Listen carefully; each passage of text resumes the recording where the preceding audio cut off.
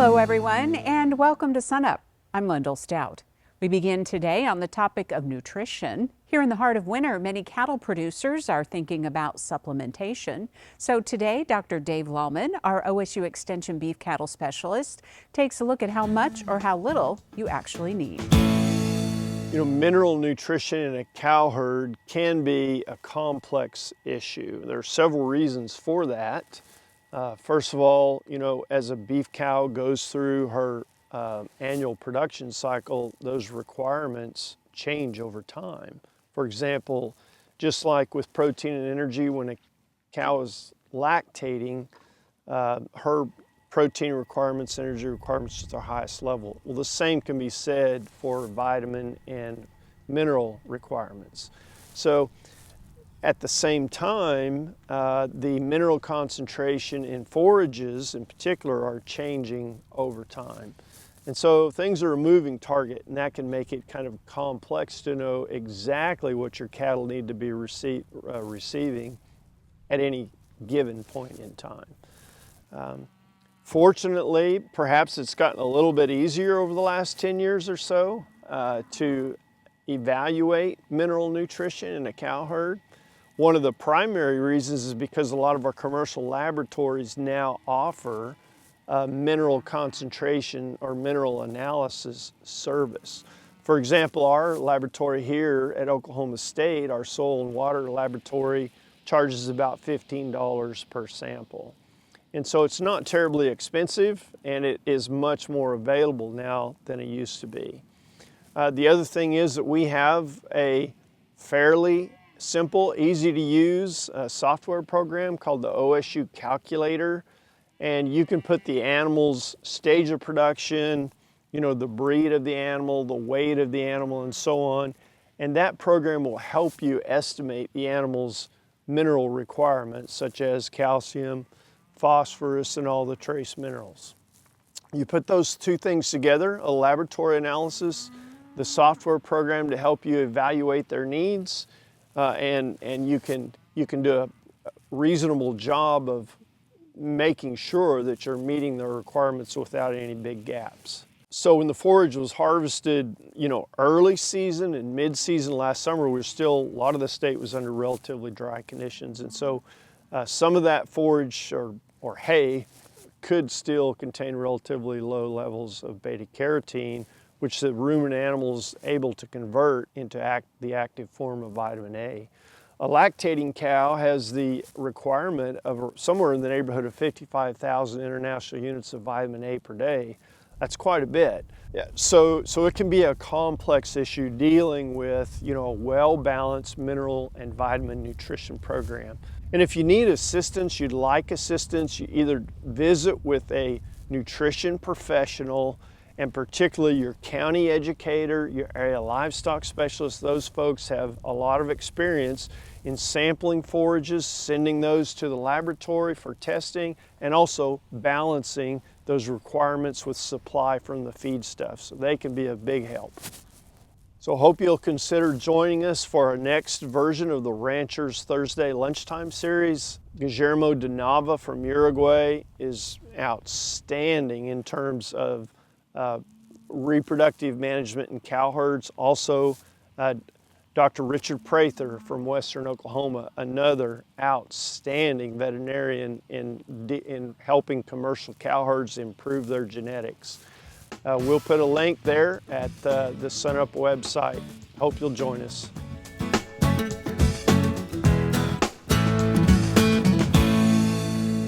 Welcome to the Mesonet Weather Report. I'm Wes Lee. This past week, winter weather hammered parts of Oklahoma with cold temperatures and icy conditions. However, one positive was seen, and that was the increase in soil moisture conditions.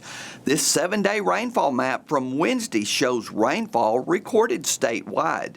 The amounts were heaviest in the southeast, where they reached almost 3 inches.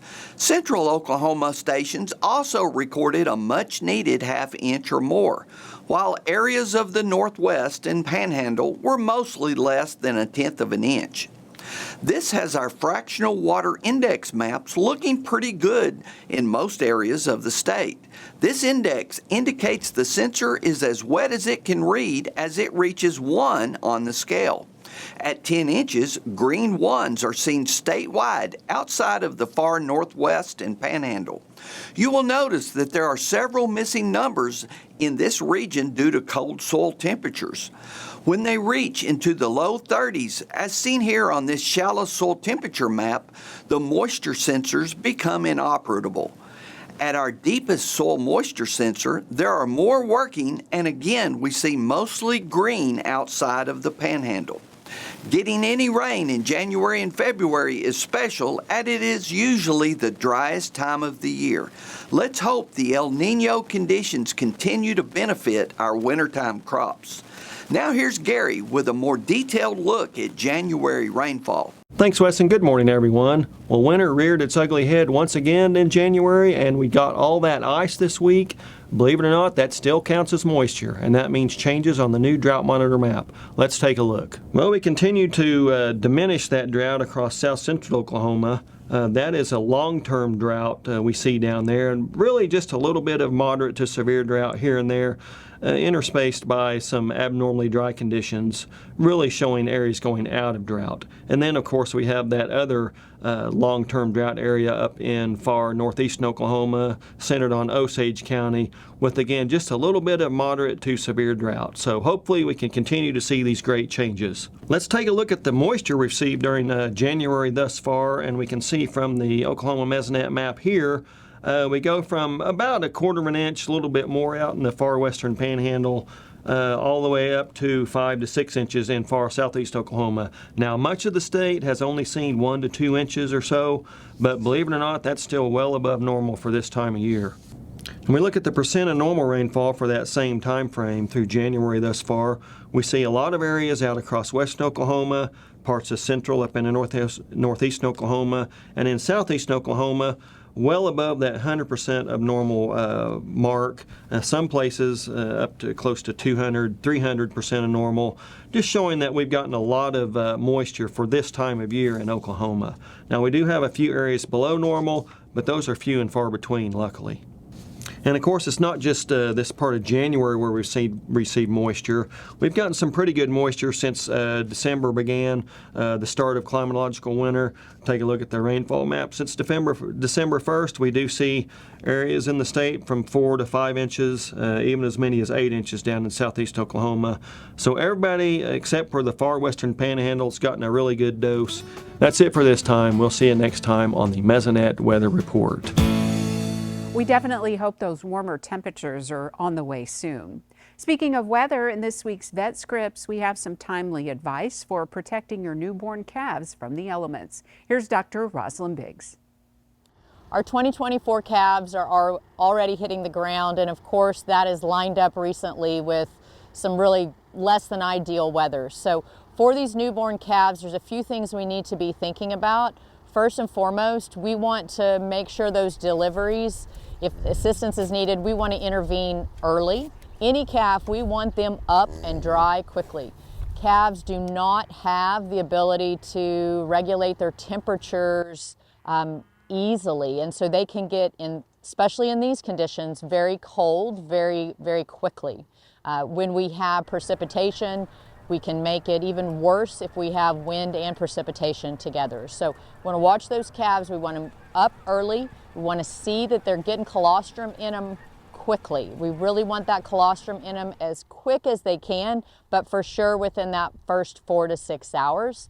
If we question whether that baby has had colostrum, we want to have a colostrum replacement ready to go, whether that be frozen colostrum from a previous cow or whether that be a powdered. Talk to your veterinarian about what options are going to work best for you. When we have these babies that are not getting the nutrition they need, keep in mind they're going to become low on energy really, really quickly, and they're going to become dehydrated really, really quickly. That predisposes them to a variety of viral and bacterial infections. So we want to get that colostrum in them.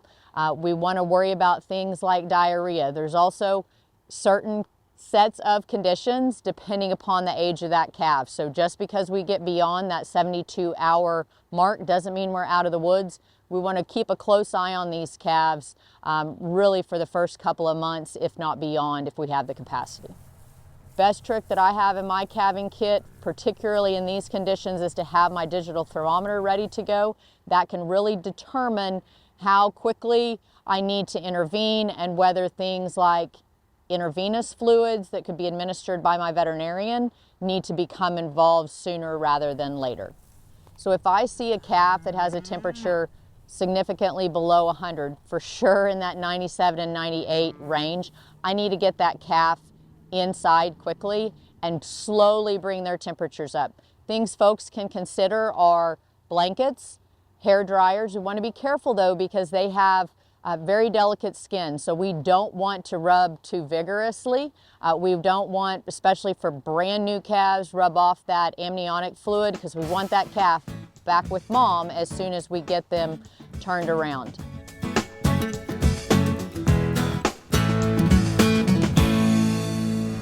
As you can see by Derrell's gloves and my shaking, the winter weather is still around. So Derrell, how is this overall impacting cattle markets right now? You know, out in cattle country, obviously cattle producers individually have a lot of issues dealing with this. They've got to chop ice and to get water, a lot of extra feed hauling and so on. As far as broader market impacts in the feeder cattle markets, you know, we're just starting the year anyway, so a lot of the markets have been closed because of the weather. Some of them have never really started since the holidays. So we've seen some disruptions there. It's a little bit hard to get a beat on sort of the market price level at this point just because we haven't had a lot of movement at this point. So how is this winter weather actually impacting fed cattle and beef markets? You know, at the fed cattle, if you look at feedlot country, we've had a number of impacts that go back even to that storm around Christmas time that affected the plains.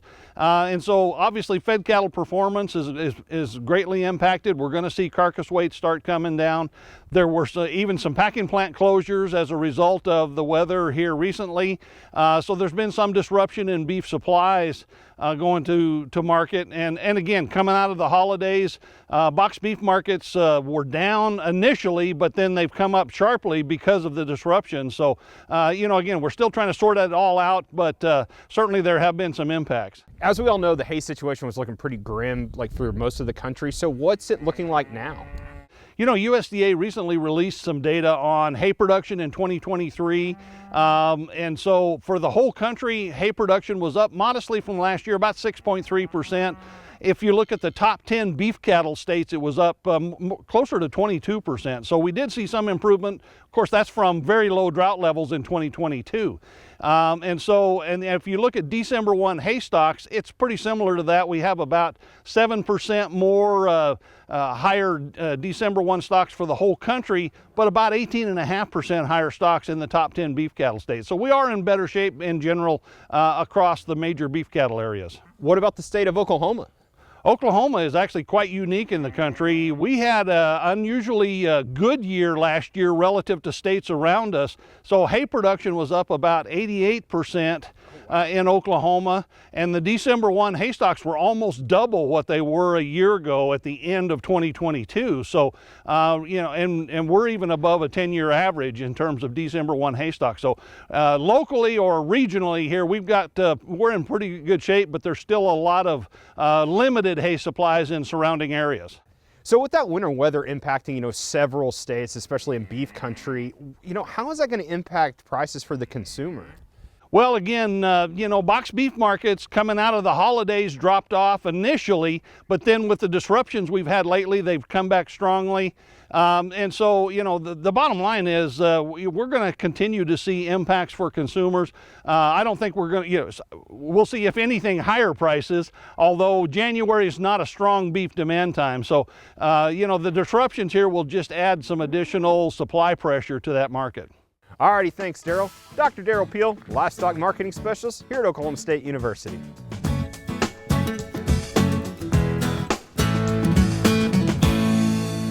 Good morning, Oklahoma, and welcome to Cow-Calf Corner. Our topic this week is what is a good bull worth in 2024? This is a topic we revisit annually, and a lot of the reason for that is just due to the fact that the age-old answer to this classic question that I learned as a student about 40 years ago here at Oklahoma State University is that a good bull should be worth about 5 calves that he sires. And that doesn't necessarily help us hone this down to one number, but today we work through a little cowboy math and we take into account what calves and yearlings and fed cattle are currently worth in the marketplace. So if we're a commercial cow-calf operation that sells calves at weaning, right now the USDA market report tells us that 5-weight weaned calves are knocking the door at about $3 a pound. So that equates to a value of $1,500 to $1,600, give or take. We multiply that by 5, we arrive at a figure. If we sell calves at weaning and we're looking for good bulls to use in our commercial cow-calf operation, a bull ought to be worth about $7,500, maybe $7,750. That's our ballpark range.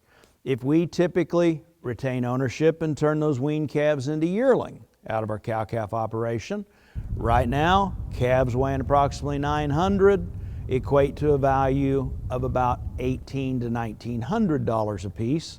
So we multiply that figure by 5. If we routinely sell yearlings, a good bull's worth around $9,500 to us. Interestingly enough, if we retain ownership all the way through finishing and talk about selling finished beef calves, right now, a 1,400-pound finished steer or heifer is trading for about $172 to $173 live. We do the math on that, multiply it by 5. That's telling us that a good bull's worth $12,000 to $12,500 if that is our intended marketing plan for calves. Now we can take that a step further. If we're investing in genetics that are going to pay dividends on some sort of a carcass value marketing system for those finished cattle, we can bump that figure even higher if we know we're going to be selling something at a value beyond a commodity price. Now, what do we learn from that exercise? That's a wide range of numbers, anywhere from $7,500 up to over $12,000 for a good bull. One of the key take-home points is the longer we own the calves sired by that bull, the greater opportunity we get to capture the genetic value out of that bull, and a good bull has more value to our operation if we are retaining ownership longer. Along those same lines, we haven't considered the dynamic of keeping replacement heifers out of that bull. We start entering that into the equation and we start to grow these figures by quite a bit. We keep one set of daughters out of a bull, we're going to have that bull's genetic influence in our herd, particularly in our cow herd, for 10 years to come. A lot of economic impact as a result of our bull selection.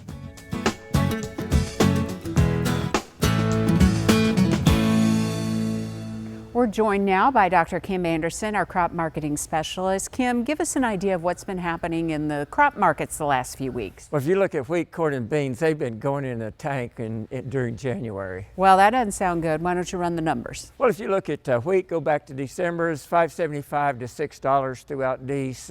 Came into January, then started going in the tank. It's dropped down to around $5.45. It's back up about 25 cents to $5.70 now. Corn, same way, up $4.70, $4.75 during December. Fell down to $4.27 as we got into this part of January, and it's only picked up about a dime. The poster child, soybeans, it also, up close to $12.50. Run around $12.75, something like that during December. Fell down to $11.53. It's picked up around 30 cents now, up to around $10.70, $10.80, something like that. The average prices on those, if you look back over time, $10.80 for beans, $4.70 for corn, and $5.70 for wheat. Why do you think we're seeing these declines? Supply and demand situation. You look at the stocks to use ratios for wheat, especially hard red winter wheat. 33% stocks to use ratio last year, 48% projected for this year. The average is 49, so we got right at average stocks to use ratio or stock situation for wheat. United States, 30% last year, up to 34 now, but the average is 41. So your soft red and your other wheats, they're a little tighter than the hard red winter wheat. And the world situation, 34 last year, down to 33% this year. The average is 35, so it's near average. We've just got more wheat right now than we can put on the market.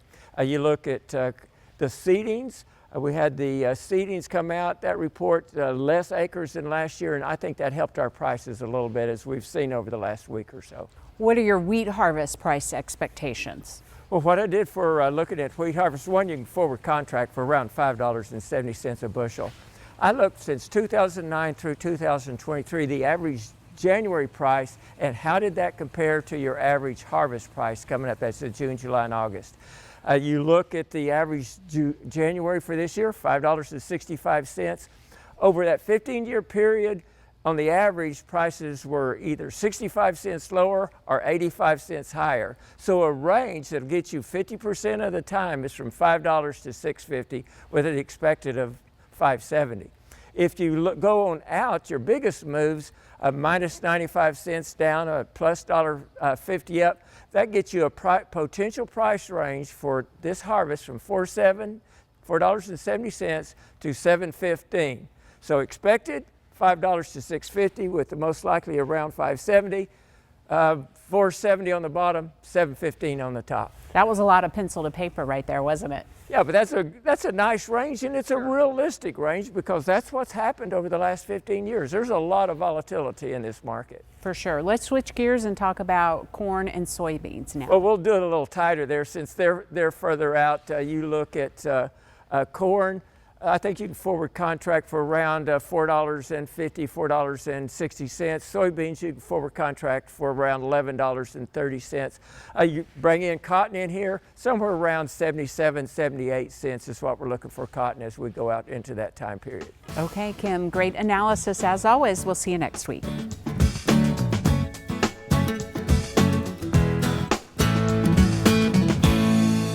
Finally today, we find out why Andy Cole was selected as a distinguished alumnus in the Ferguson College of Agriculture. Video production manager Craig Woods put together this story. Okay. This is one of the 4 respiration chambers we have here at Bushland, Texas. It's comprised. Researcher Andy Cole has dealt with some of the most critical cattle industry issues, but it all started on a farm in the Texas Panhandle. So I grew up hoeing cotton and driving a tractor. But the thing I really liked was working with cattle and pigs. So I decided to go to West Texas A&M University, where I got my bachelor's degree in agriculture with an animal science option. Under the advice of his ag ed teacher, Andy chose Oklahoma State University for his graduate work. He earned his master's degree in animal science in 1973 and a doctoral degree in animal nutrition with a minor in biochemistry in 1975. Andy would teach briefly at Texas Tech before returning to the Texas Panhandle. Began a 40-year career at a USDA research facility in Bushland, Texas. Provost and Senior Vice President of Academic Affairs for Texas Tech University, Michael Gallion, was Andy's college roommate. When Andy was in graduate school, he wasn't the best public speaker. And when he got out, knowing what he needed to do as a scientist, and I think again what he needed to do in terms of conveying the results of his data and his research to people, he joined Toastmasters, and he won competitions, and I mean he reached the top that you can reach in Toastmasters. Andy would eventually use those speaking skills when he began researching shipping fever, a significant concern in the livestock industry. It's got the name because normally it's when cattle are shipped from one location to another. Andy became, over the course of 15 years or so, a national expert in that topic. Was, writing, talking everywhere on the topic, and really well thought of, well recognized. Mid-career for Andy, the USDA asked him to shift his research to examine greenhouse gas emissions from feedlots, an area of research that Andy knew well. I did my master's work on methane inhibitors in beef cattle. And when I finished my career, I was back to working on methane. So you can say I came back around to the home again. About every 20 years, there's a publication called Nutrient Requirements of Beef Cattle that gets revised. And in that publication, today there are 2 chapters that have been added to that since I started to work. One on feeding stress calves and one on environmental issues. After winning many industry awards, Andy has given back to the educational institutions that gave him his start. He established the Cole Agricultural Endowment Scholarship at West Texas A&M. But when it came to OSU, he did something a little different by creating a traveling scholarship. I was talking with Gerald Horn one day at animal science meetings and mentioned I wanted to start a scholarship in animal science. And Gerald said, well, the biggest problem they had was they didn't have money to pay for graduate students to travel to scientific meetings. And since I had been there, done that, and I could understand that, I wanted to be able to help out that way. So I was able to start a graduate student travel scholarship. Andy has also funded a student huddle room in the New Frontiers Agricultural Hall. My VOAG teacher and my 4-H leader both were graduates from OSU in ag education and animal science. And so I've been able to hopefully fund a student congregation area there that their names will be on. It's wonderful to see such a high caliber researcher remember where his roots are and remember his alma mater. And we're very grateful for him thinking back on his alma mater and inspiring a next generation of students to follow in his footsteps. And for those future students who'll be using those study areas, Andy has some simple advice. I love a quote by John Wayne in the movie, The Sayings of Iwo Jima. Life is tough. It's tougher if you're stupid. And so I think try not to be stupid, try to keep your wits about you, and it'll just make life and progressing a lot easier if you just do that. Celebrating Dr. Andy Cole, 2023 Ferguson College of Agriculture Distinguished Alumnus. That'll do it for our show this week. A reminder, you can see us anytime at sunup.okstate.edu and also follow us on YouTube and social media. I'm Lyndall Stout. Have a great week, everyone, and remember, Oklahoma agriculture starts at sunup.